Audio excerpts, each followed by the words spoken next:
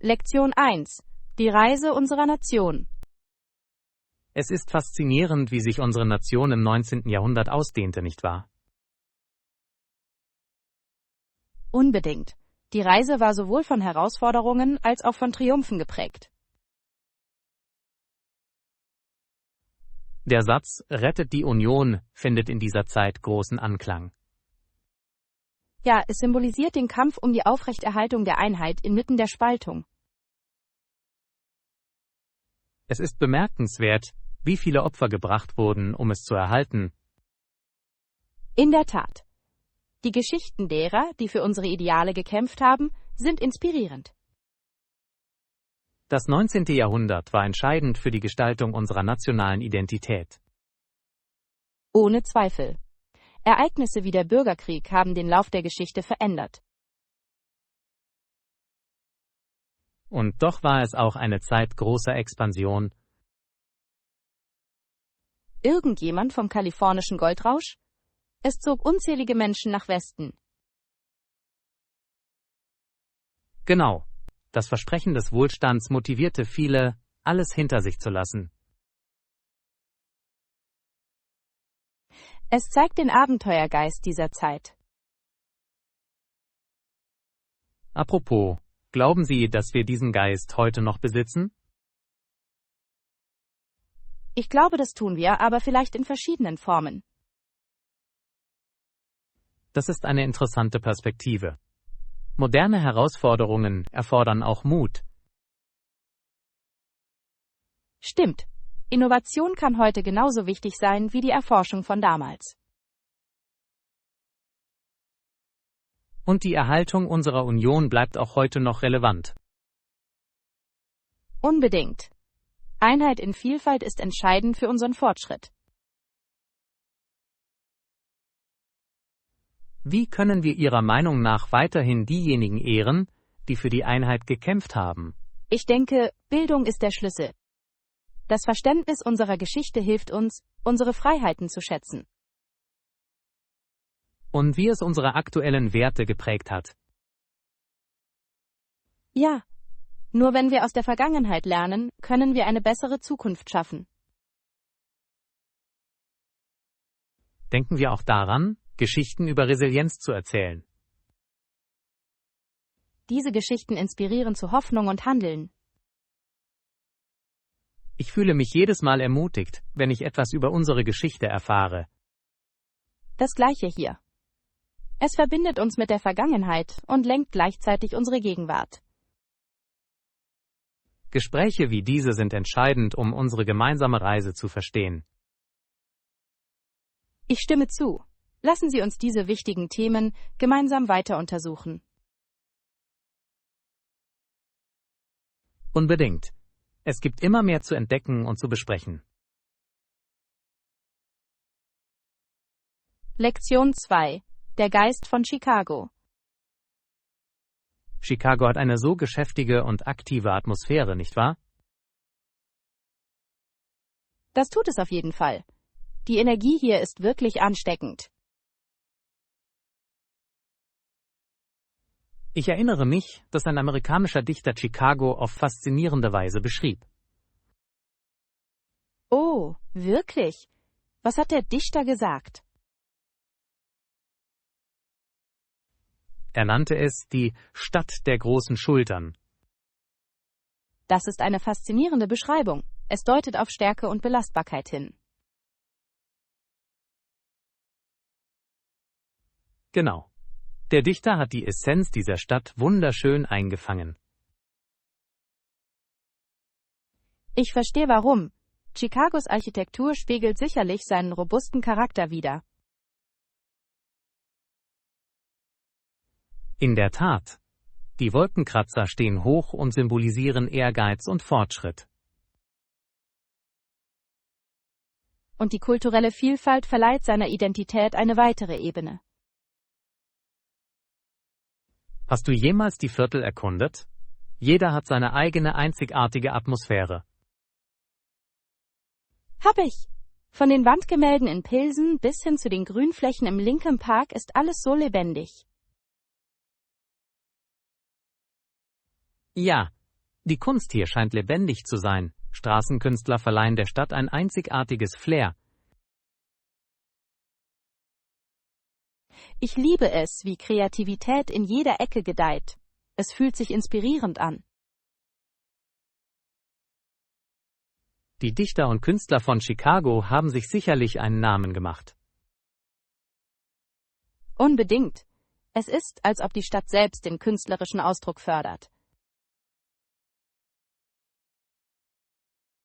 Hast du ein Lieblingsgedicht oder Zitat über Chicago? Ich mag Chicago von Carl Sandburg. Es fängt den Geist der Stadt perfekt ein. Seine Bildsprache ist so lebendig. Es zeichnet ein Bild von der Hektik der Stadt. In der Tat, er zelebrierte wirklich ihre rohe Energie und ihre unraffinierte Schönheit. Ich bewundere, wie Dichter wie er so starke Emotionen über einen Ort hervorrufen können. Poesie kann uns Einblick in die Seele einer Stadt geben, nicht wahr? Ja, es ermutigt uns, über die Oberfläche hinauszuschauen. Ich schätze diese Diskussion. Es vertieft meine Verbindung zur Stadt. Meins auch. Chicagos Herzschlag spiegelt sich wirklich in seiner Kunst und Literatur wider. Lassen Sie uns gemeinsam diese pulsierende Stadt weiter erkunden. Ich freue mich darauf, mehr von seinen versteckten Juwelen zu entdecken. Lektion 3. Das Jazz-Zeitalter? Haben Sie jemals darüber nachgedacht, wie Jazz in den 1920er und 1930er Jahren populär wurde?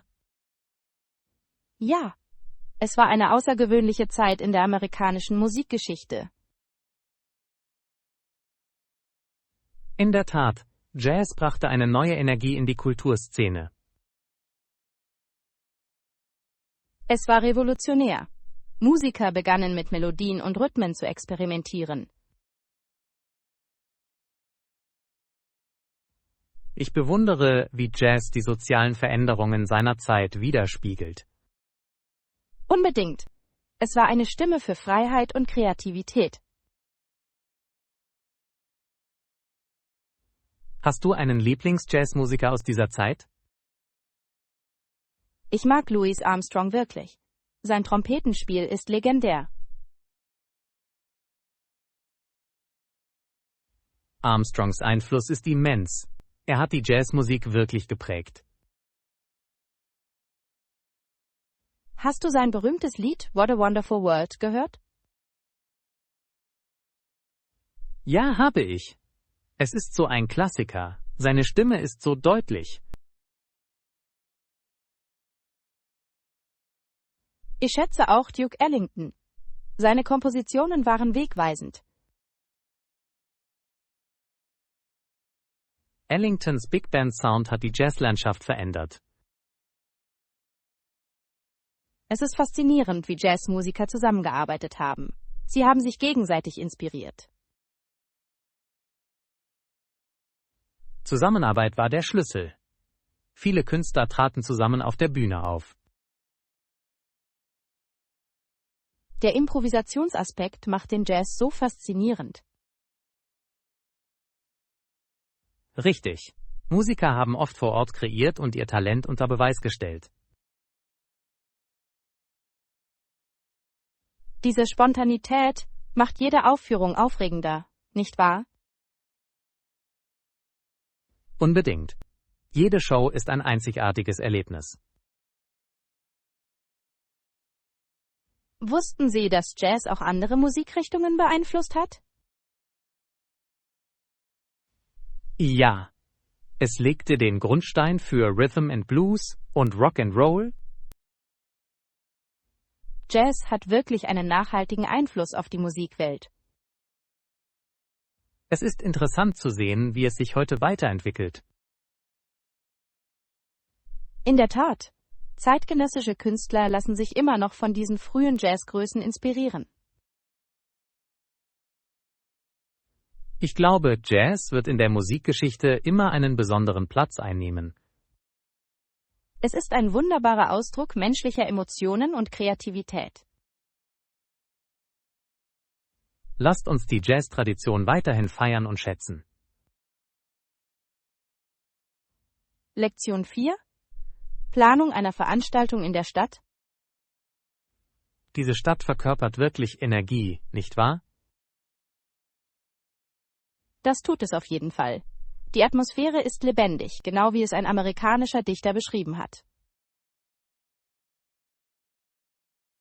Ja, Chicago wird aufgrund seiner Hektik oft als das Herz Amerikas bezeichnet. Genau. Apropos Trubel, wir müssen das Catering für unsere Veranstaltung fertigstellen. Du hast recht. Ich könnte anrufen oder eine E-Mail senden, um mich nach Verfügbarkeit und Preisen zu erkundigen.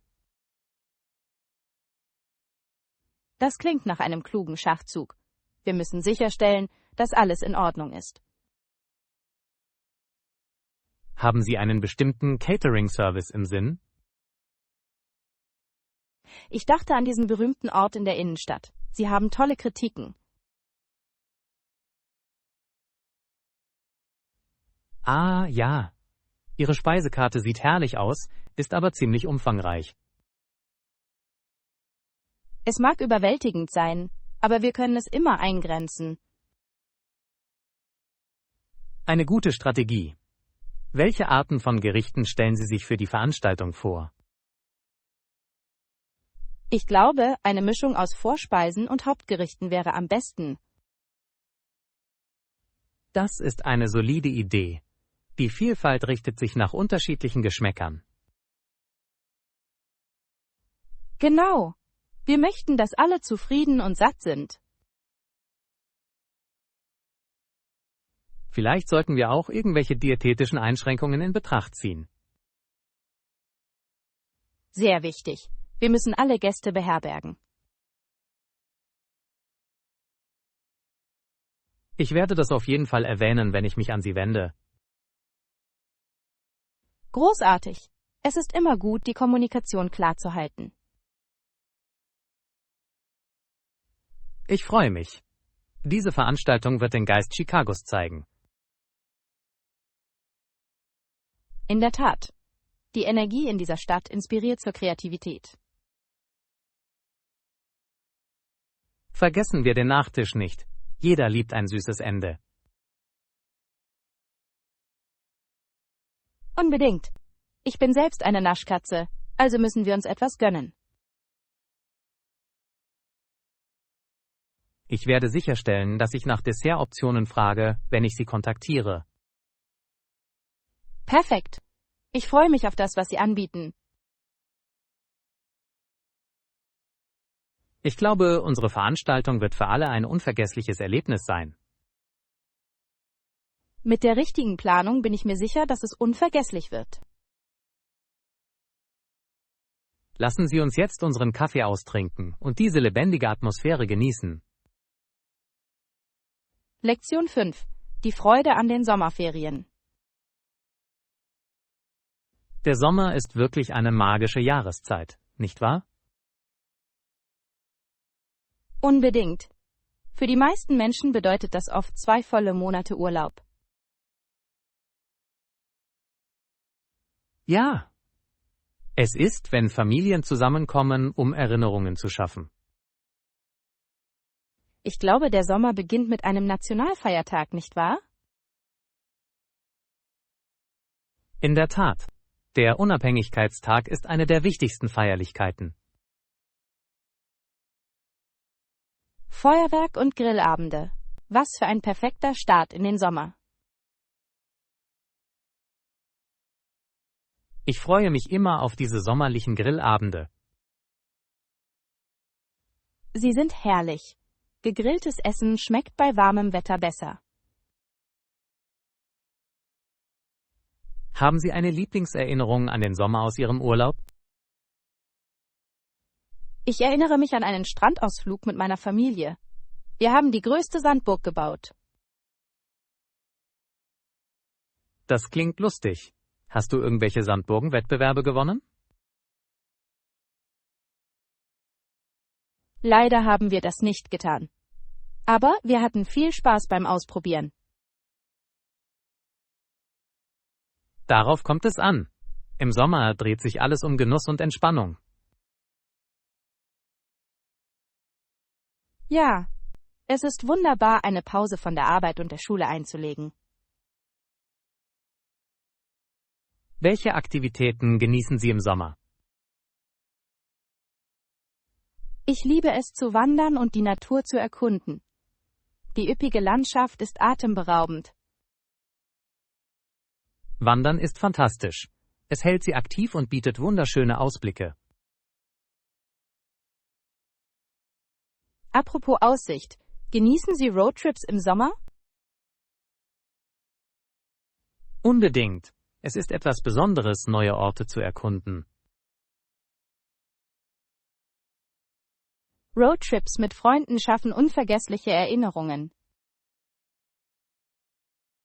Ja, diese Abenteuer sind oft voller Lachen und Pannen. Zum Beispiel, wenn man sich verirrt oder jede Stunde einen Snack einnimmt. Genau. Diese Momente werden zu den besten Geschichten, die man später teilen kann. Ich mag auch Sommerfestivals. Sie sind lebendig und voller Leben. Wunderbare Wahl. Musik, Essen und Gemeinschaft kommen perfekt zusammen. Ja, es ist eine hervorragende Möglichkeit, die lokale Kultur zu erleben. Wir sollten planen, gemeinsam an einem Sommerfest teilzunehmen. Das ist eine fantastische Idee. Lassen Sie uns all den Spaß erkunden, den der Sommer zu bieten hat. Unbedingt. Auf wunderschöne Sommerferien stehen uns bevor. Lektion 6. Alte Schätze. Vielleicht suche ich nach einem Vintage-Schal für mich. Das ist eine gute Idee. Sie haben hier eine große Auswahl. Ich bewundere, wie Schals jedem Outfit einen Hauch von Stil verleihen können. Unbedingt. Außerdem haben Vintage-Schals oft so einzigartige Muster. Ja, jeder erzählt eine Geschichte, nicht wahr? In der Tat. Hast du schon einen gefunden, der dir ins Auge fällt? Noch nicht, aber ich freue mich darauf, es zu erkunden. Was ist mit dir? Ich bin versucht, ein Vintage-Kleid zu finden. Es sind so zeitlose Stücke. Das klingt herrlich. Vintage-Kleidung kann oft sehr schmeichelhaft sein. Ja, und ich liebe die Idee, etwas mit einer Geschichte zu tragen. Es verleiht ihrem Stil eine persönliche Note. Genau, man kann eine Aussage machen, ohne ein Wort zu sagen. Apropos Aussagen, haben Sie interessante Farben bemerkt, die im Trend sind? Ich habe in letzter Zeit viele Erdtöne gesehen. Braun- und Grüntöne. Diese Farben ergänzen sich wunderbar. Das tun sie auf jeden Fall. Perfekt für den Übergang in den Herbst. Gibt es bestimmte Styles, die du gerne trägst? Ich tendiere zu Boheme-Stilen, besonders zu fließenden Kleidern. Das passt perfekt zu dir. Du hast einen kreativen Geist. Danke, aber ich schätze auch klassische Styles mit einem modernen Twist.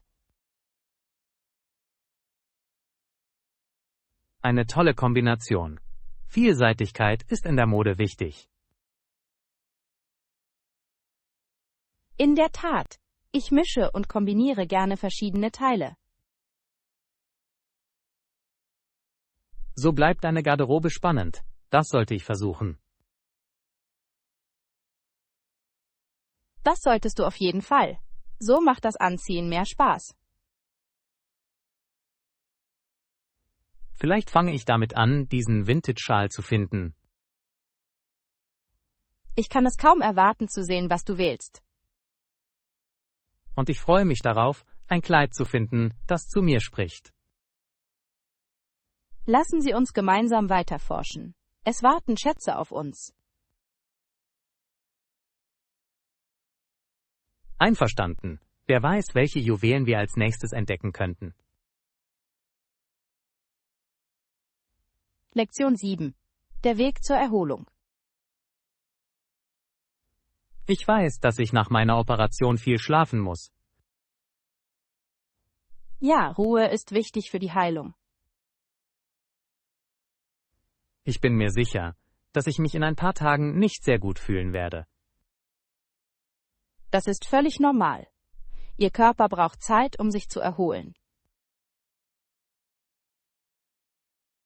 Ich bin jedoch optimistisch. Es wird nicht lange dauern, bis es mir besser geht. Das ist der Geist. Eine positive Einstellung kann die Genesung erheblich unterstützen. Ich hoffe, bald wieder normal zu sein. Mit welchen Aktivitäten wirst du beginnen, wenn du dich besser fühlst? Ich denke, ich werde mit ein paar sanften Spaziergängen beginnen. Fitness wird mir helfen, mich zu erholen. Das ist eine kluge Wahl. Frische Luft kann Wunder für den Geist bewirken. Ich habe auch vor, während meiner Genesung etwas Lesen nachzuholen. Das klingt unterhaltsam. Ein gutes Buch kann die Zeit wie im Flug vergehen lassen. Genau. Habt ihr Empfehlungen für interessante Lektüre? Ich habe ein paar im Kopf. Vielleicht ein packendes Mysterium oder eine inspirierende Biografie? Beides klingt ansprechend. Ich werde sicherlich etwas Ablenkung brauchen. Und vergiss nicht, dich auch mit ein paar Filmen zu verwöhnen. Tolle Idee. Filme werden mich unterhalten, während ich mich erhole. Es ist wichtig, dass Sie in dieser Zeit gut gelaunt sind. Unbedingt. Mich mit positiven Dingen zu umgeben wird helfen. Sie haben hier ein starkes Unterstützungssystem. Das weiß ich zu schätzen. Freunde können einen großen Unterschied machen. Ich bin für alles da, was du brauchst. Danke. Deine Unterstützung bedeutet mir die Welt. Konzentriere dich einfach auf die Heilung. Alles andere kann warten. Gute Beratung. Ich werde diese Zeit nutzen, um mich zu entspannen und zu erholen. Ich freue mich darauf, dich bald wieder auf den Beinen zu sehen. Ich auch. Auf eine baldige Genesung. Lektion 8. Umgang mit Leistungen am Arbeitsplatz. Es ist interessant, wie bestimmte Vergünstigungen unsere Berufserfahrung wirklich verändern können. Ich stimme voll und ganz zu. Diese zusätzlichen Leistungen können die Arbeitszufriedenheit enorm verbessern. Haben Sie im Rahmen Ihrer letzten Leistungsbeurteilung Ihr Interesse an diesen Vergünstigungen bekundet? Hab ich? Ich habe betont, wie wichtig berufliche Entwicklungsmöglichkeiten sind. Das klingt schlau. Viele Unternehmen bieten Schulungsprogramme an, die von unschätzbarem Wert sind. Ja, ich glaube, Wachstum sollte für alle eine kontinuierliche Reise sein. Wie hat Ihr Vorgesetzter auf Ihren Vorschlag reagiert? Sie schienen empfänglich zu sein. Ich denke, das Hervorheben potenzieller Vorteile hat geholfen. Das ist ausgezeichnet. Manchmal geht es darum, Ideen effektiv zu präsentieren. In der Tat. Dies schafft eine Win-Win-Situation für Arbeitnehmer und Arbeitgeber. Haben Sie darüber nachgedacht, wie Sie diese Schulungsmöglichkeiten nutzen können? Ich plane, mich für Workshops zu den Themen Führung und Projektmanagement anzumelden. Diese Fähigkeiten sind für den beruflichen Aufstieg unerlässlich. Ja, effektiv führen zu lernen kann viele Türen öffnen. Für welche anderen Vergünstigungen sollten wir uns Ihrer Meinung nach einsetzen? Vielleicht ein Wellnessprogramm. Es würde der Gesundheit aller zugutekommen. Das ist eine fantastische Idee. Ein gesunder Arbeitsplatz ist produktiv. Unbedingt. Arbeitgeber profitieren von glücklichen, gesunden Mitarbeitern. Wie wäre es mit flexiblen Arbeitszeiten? Das könnte die Work-Life-Balance erheblich verbessern. Ja. Flexibilität kann helfen, Stress abzubauen und die Produktivität zu steigern. Ich werde das auf jeden Fall bei der nächsten Teamsitzung ansprechen. Großartig. Je mehr Ideen wir teilen, desto besser wird unser Arbeitsplatz. Apropos Ideenaustausch, sollten wir eine Vorschlagsbox für unser Team einrichten? Das ist ein genialer Plan. Er ermutigt alle, ihren Beitrag zu leisten. Gemeinsam können wir ein lohnenderes Umfeld für alle schaffen. Ich glaube, das ist unser Ziel. Lassen Sie uns positive Veränderungen anregen. Ich fühle mich schon motiviert. Lassen Sie uns gemeinsam einen Unterschied machen. Lektion 9. Natur und Geschichte. Die Schönheit der Natur ist wirklich bemerkenswert, nicht wahr? Unbedingt. Es ist beruhigend, von viel Grün umgeben zu sein. Ich finde es erfrischend, besonders nach einer anstrengenden Woche. Ja, die Natur hat eine einzigartige Art, unseren Geist zu verjüngen. Welchen Aspekt der Natur magst du am meisten? Ich mag historische Stätten inmitten natürlicher Landschaften. Das ist eine interessante Kombination. Wie haben Sie dieses Interesse geweckt? Ich war schon immer fasziniert davon, wie Geschichte mit der Natur verflochten ist. Das macht Sinn. Die Natur kann die Geschichte hinter historischen Ereignissen oft verbessern. Genau. Es verleiht unserem Verständnis Tiefe und Kontext. Haben Sie eine historische Lieblingsstätte in der Natur? Ich liebe es, antike Ruinen zu besuchen, die von einer wunderschönen Landschaft umgeben sind. Sie müssen atemberaubende Ausblicke und eine reiche Geschichte bieten. Das tun sie auf jeden Fall. Ruinen zu erkunden, ist wie eine Zeitreise in die Vergangenheit. Ich kann mir vorstellen, dass es sich surreal anfühlt, dort zu laufen, wo einst Menschen gelebt haben. Das ist es wirklich. In diesen Momenten wird Geschichte lebendig. Ich sollte dich auf einer deiner historischen Exkursionen begleiten. Das solltest du unbedingt. Ich würde gerne meine Leidenschaft mit dir teilen. Vielleicht könnten wir unsere Interessen verbinden, Natur und Geschichte miteinander. Das klingt perfekt. Eine Mischung aus Erkunden und Lernen. Wir könnten zu einer historischen Stätte wandern und unterwegs die Schönheit genießen. Ja, die Reise wäre genauso aufregend wie das Ziel.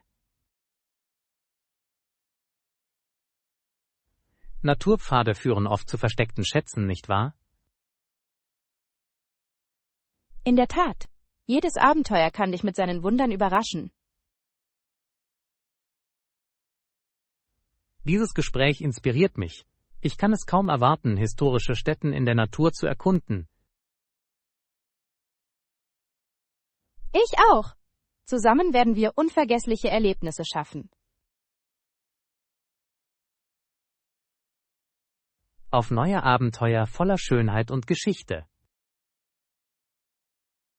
Lektion 10. Rechtliche Verfahren verstehen. Ich fand es faszinierend, dass ein Anwalt die Aussagen eines Zeugen anfechten kann. Ja, dieser Aspekt ist in einer Studie ziemlich wichtig, nicht wahr? Unbedingt. Das bedeutet, dass die beschuldigte Person das Recht hat, sich zu verteidigen. Genau. Dieser Prozess gewährleistet Fairness im Rechtssystem. Ich war überrascht zu erfahren, wie viel Vorbereitung das Kreuzverhör eines Zeugen erfordert. Es ist mehr als nur Fragen zu stellen. Strategien sind von entscheidender Bedeutung. In der Tat, ein guter Anwalt muss die Antworten des Zeugen antizipieren. Warst du schon einmal in ein Gerichtsverfahren verwickelt, auch nur als Zuschauer?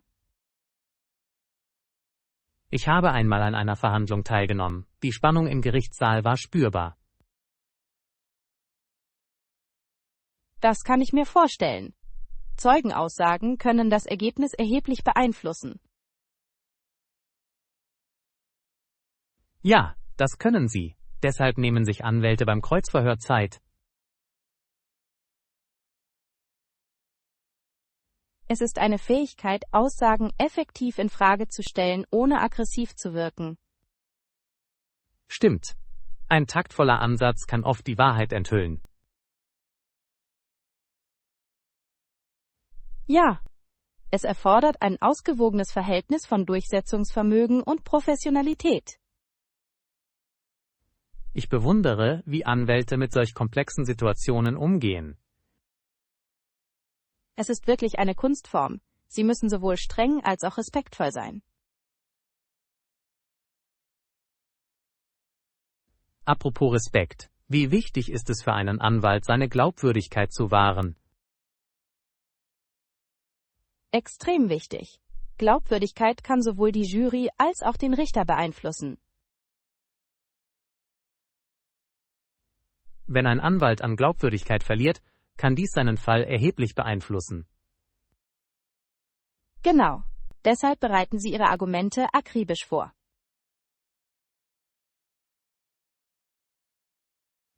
Ich frage mich, wie viel Zeit Anwälte vor einem Prozess mit Recherchen verbringen.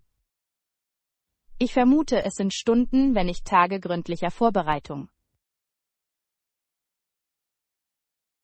Es zeigt, wie engagiert sie sich für die Fälle ihrer Kunden einsetzen.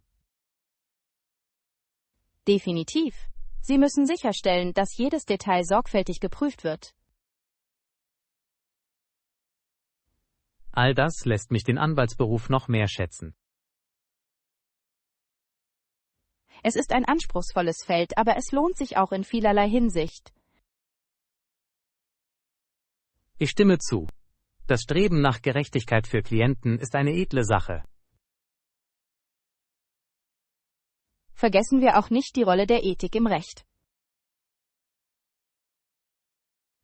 Ja. Ethische Dilemmata können in Rechtssituationen häufig auftreten.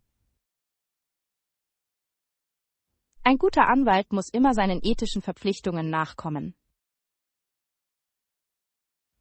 Dieses Gespräch war aufschlussreich. Ich habe so viel gelernt. Mir geht es genauso. Rechtssysteme können ziemlich faszinierend sein. Vielleicht sollten wir in Zukunft mehr Workshops wie diesen besuchen. Das ist eine hervorragende Idee. Kontinuierliches Lernen hält uns auf dem Laufenden. Auf weitere aufschlussreiche Diskussionen. Lektion 11. Vorbereitung auf das Interview. Ich möchte während des Interviews einen guten Eindruck hinterlassen. Das ist ein kluges Ziel. Der erste Eindruck ist schließlich entscheidend. Ich frage mich, wie ich mich für das Interview kleiden soll. Das hängt von der Unternehmenskultur ab. Kennst du Ihren Dresscode? Ich habe ein bisschen nachgeforscht. Sie scheinen Business Casual zu bevorzugen. Dann ist das eine sichere Wahl. Ein schönes Hemd und eine Hose sollten gut funktionieren. Wäre ein Blazer zu formell für ein ungezwungenes Geschäftsumfeld? Ganz und gar nicht. Ein Blazer kann Ihren Look verbessern und gleichzeitig professionell bleiben. Großartig. Dann kombiniere ich einen Blazer mit einem knackigen Hemd. Das klingt perfekt. Achte nur darauf, dass alles sauber und gepresst ist. Das werde ich auf jeden Fall tun. Die Präsentation ist sehr wichtig. Unbedingt. Und vergiss nicht, deine Schuhe zu überprüfen.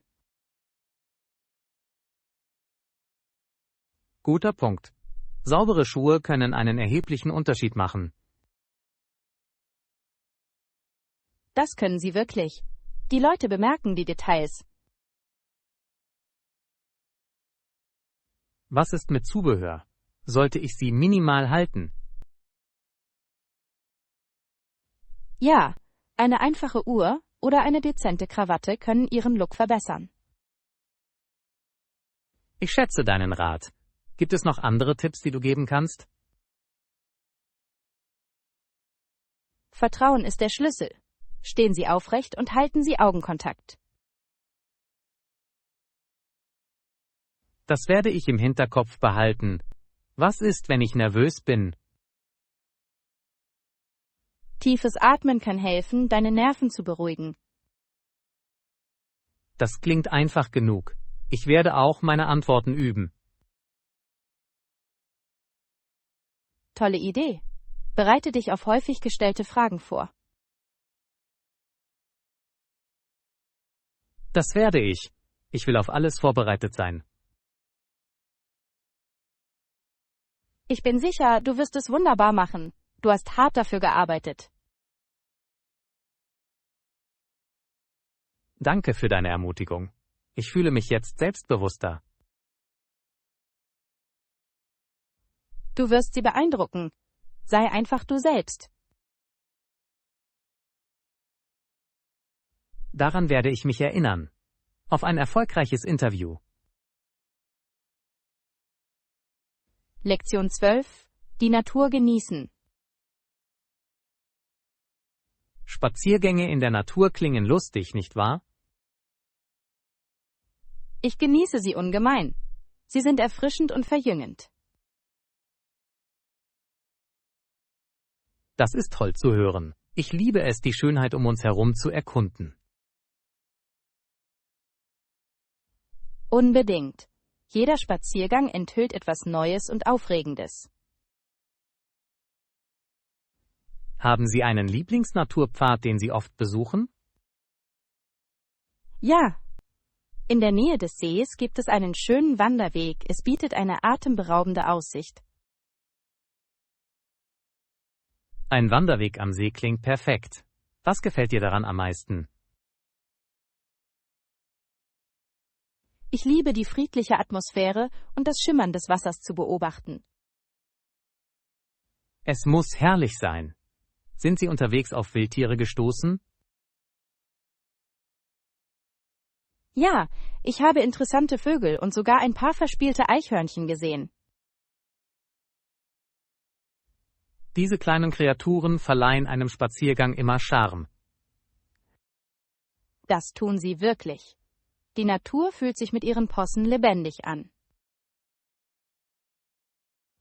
Ich sollte dich irgendwann auf einen dieser Spaziergänge begleiten. Das solltest du unbedingt. Ich würde die Erfahrung gerne mit Ihnen teilen. Vielleicht können wir bald ein gemeinsames Abenteuer planen. Das klingt wunderbar. Ein Naturspaziergang ist eine perfekte Art, sich zu entspannen. Ich fühle mich immer voller Energie, nachdem ich Zeit im Freien verbracht habe. Ja, die Natur hat eine bemerkenswerte Art, unsere Stimmung zu heben. Und die frische Luft ist belebend. Es macht den Kopf frei und ermöglicht es Ihnen, klar zu denken. Welche anderen Outdoor-Aktivitäten magst du neben dem Wandern? Ich gehe auch gerne wandern und entdecke neue Wege. Wandern bietet ein anspruchsvolleres Erlebnis. Das bewundere ich. Es lohnt sich. Das Erreichen eines Gipfels bringt ein solches Erfolgserlebnis mit sich. Ich freue mich darauf, mit dir verschiedene Trails zu erkunden.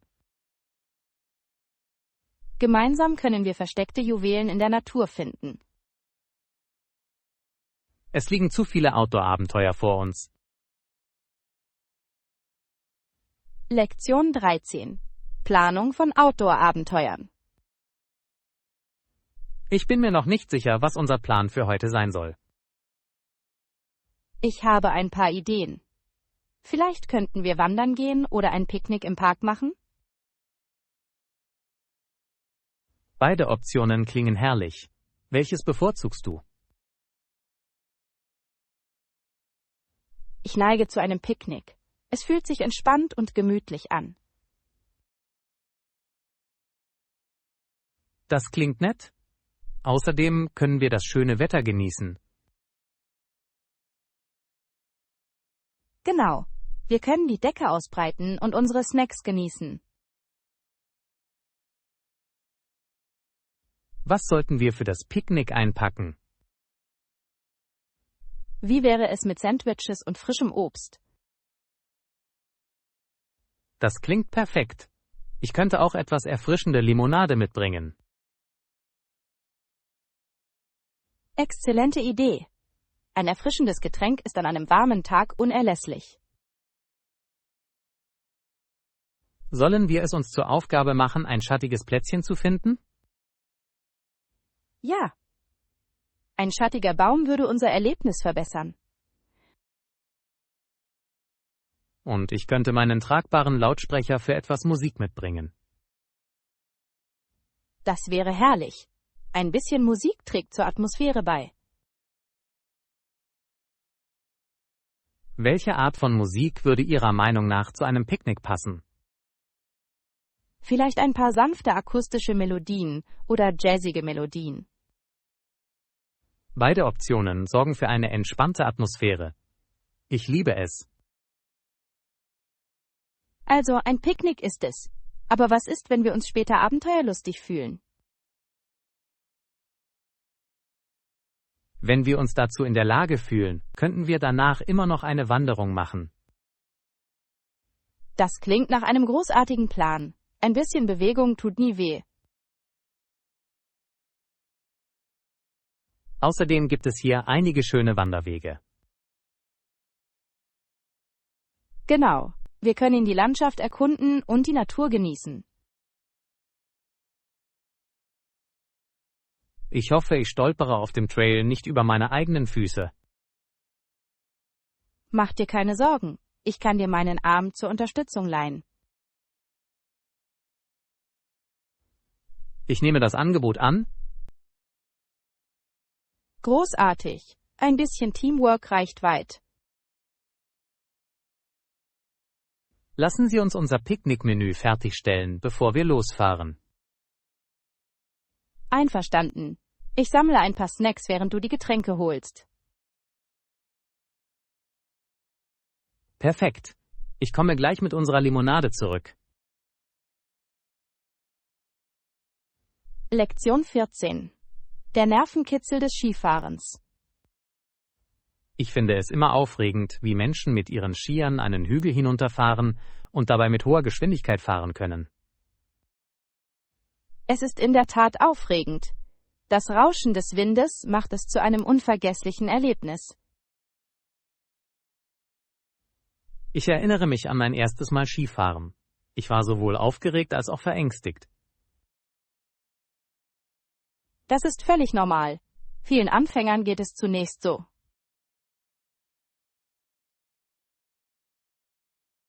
Hast du irgendwelche lustigen Momente erlebt, als du mit dem Skifahren angefangen hast?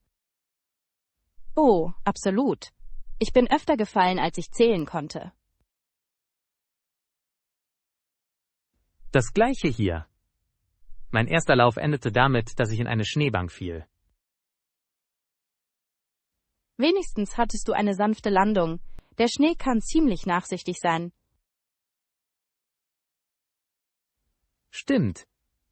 Aber es war mir peinlich, als ich unbeholfen den Hügel hinunterrutschte.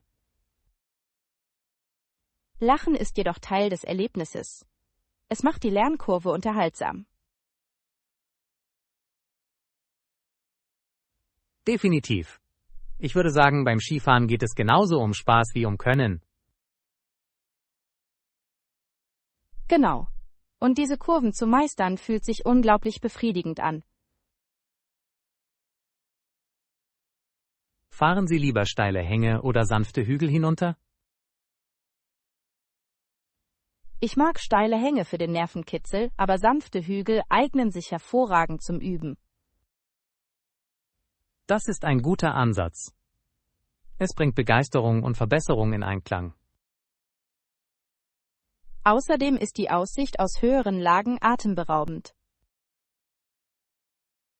Das sind sie wirklich. Nichts geht über den Anblick schneebedeckter Berge. Es fühlt sich an wie in einem Winterwunderland. Nicht wahr? Unbedingt. Es ist, als würde man in eine Postkarte treten. Hast du neben Skifahren noch andere Wintersportarten ausprobiert?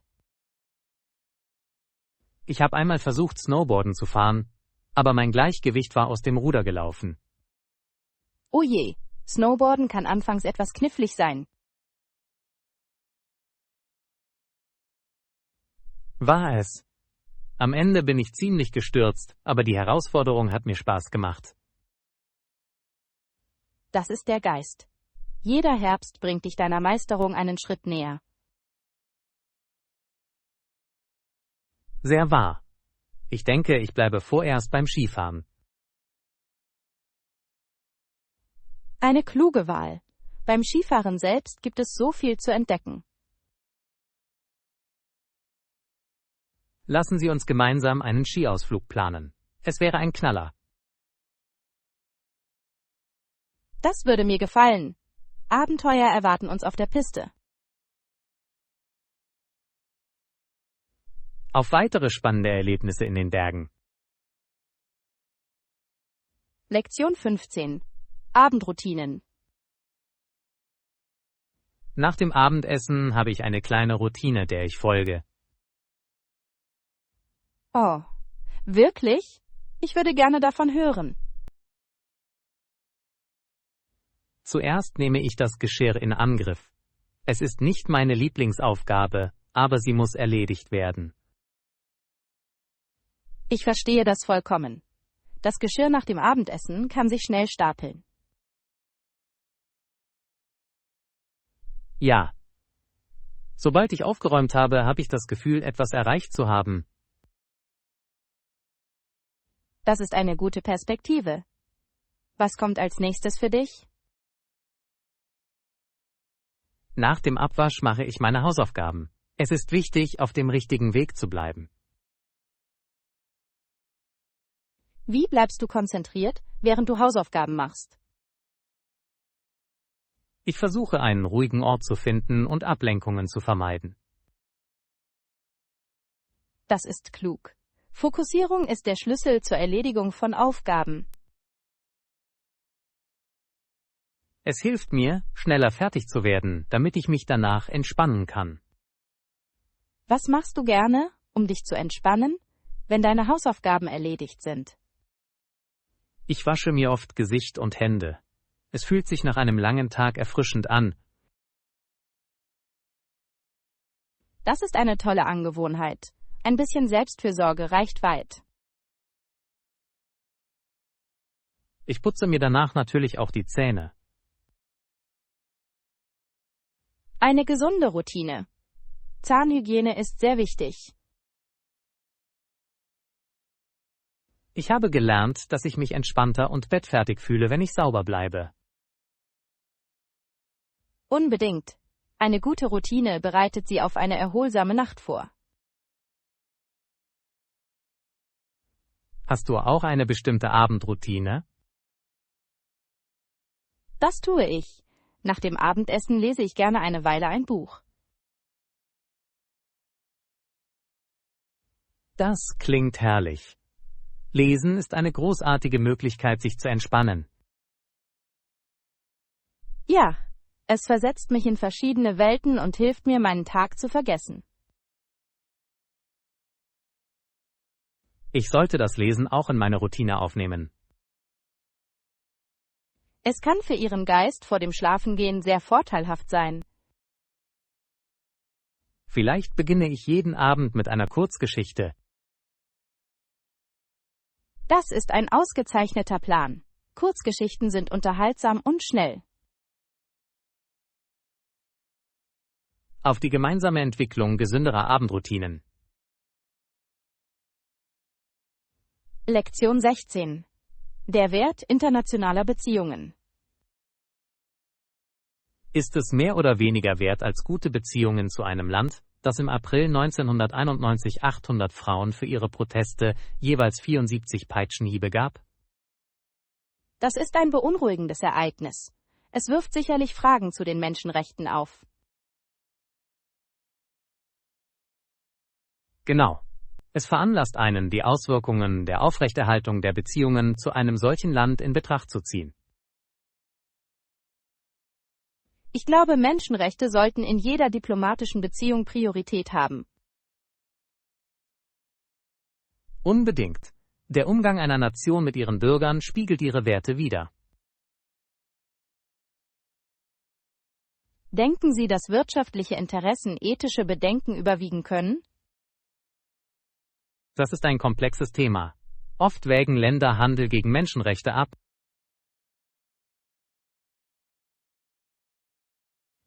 Ja, das tun sie. Manchmal haben wirtschaftliche Vorteile Vorrang vor moralischen Werten. Es ist entmutigend. Kompromisse bei den Menschenrechten können langfristige Folgen haben. In der Tat, die Unterstützung unterdrückerischer Regime kann die globale Gerechtigkeit untergraben. Welche Alternativen könnten Länder erkunden, anstatt die Beziehungen zu solchen Regierungen zu pflegen? Sich für Veränderungen von innen heraus einzusetzen, kann effektiver sein als Selbstgefälligkeit. Das ist ein berechtigtes Argument.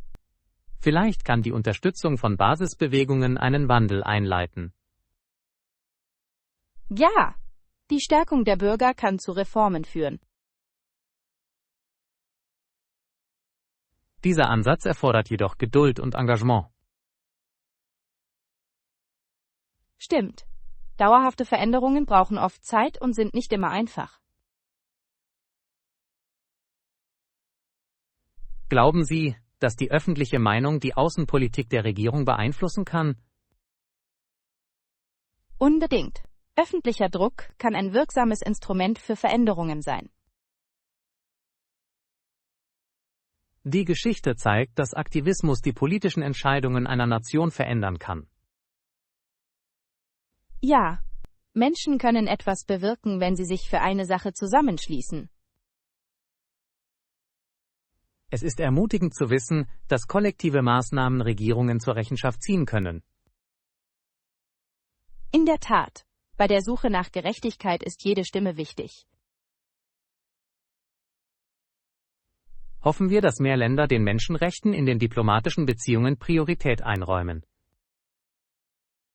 Ich stimme voll und ganz zu. Eine Welt, die die Menschenwürde respektiert, ist erstrebenswert. Auf unsere bedeutsamen Diskussionen und unser fortgesetztes Eintreten für Gerechtigkeit. Lektion 17. Erkundung der Reisemöglichkeiten. Ich dachte, dass Flüge zwischen Städten die beste Option sein könnten. Das ist eine gute Idee. Es ist normalerweise die schnellste Art zu reisen. Ja. Hast du schon die Flugpläne überprüft? Habe ich. Den ganzen Tag über gibt es mehrere Flüge. Was ist mit den Ticketpreisen? Hast du dir die angeschaut? Sie variieren ziemlich stark. Ich empfehle, früh zu buchen, um die besten Angebote zu erhalten. Das macht Sinn. Last-Minute-Tickets können ziemlich teuer sein. Genau. Außerdem ermöglichen Frühbuchungen oft mehr Flexibilität. Sollten wir auch andere Reisemöglichkeiten wie Züge oder Busse in Betracht ziehen? Das ist ein guter Gedanke. Züge können ein landschaftliches Erlebnis bieten. Stimmt. Die Aussicht aus einem Zugfenster kann unglaublich sein. Aber sie können länger dauern als Fliegen. Es hängt alles von der Entfernung ab. Guter Punkt. Für kürzere Reisen denke ich, dass ein Zug Spaß machen könnte. Ja, bei langen Strecken ist das Fliegen jedoch in der Regel effizienter. Ich fliege lieber, wenn die Zeit begrenzt ist. Fliegen spart eine Menge Zeit. Welche Städte planen Sie zu besuchen? Ich erwäge, sowohl nach New York als auch nach Washington D.C. zu reisen. Das sind großartige Entscheidungen. Jede Stadt hat ihren eigenen Charme. Ich möchte die Energie New Yorks und die Geschichte von D.C. erleben. Perfekte Kombination. Du wirst beide lieben. Ich denke, ich sollte meine Flüge bald buchen. Ja, je früher Sie buchen, desto besser sind Ihre Optionen. Sollte ich auch nach Unterkünften suchen, wenn ich schon dabei bin? Unbedingt. Die Suche nach einer Unterkunft ist genauso wichtig wie Ihr Transport. Ich stimme zu.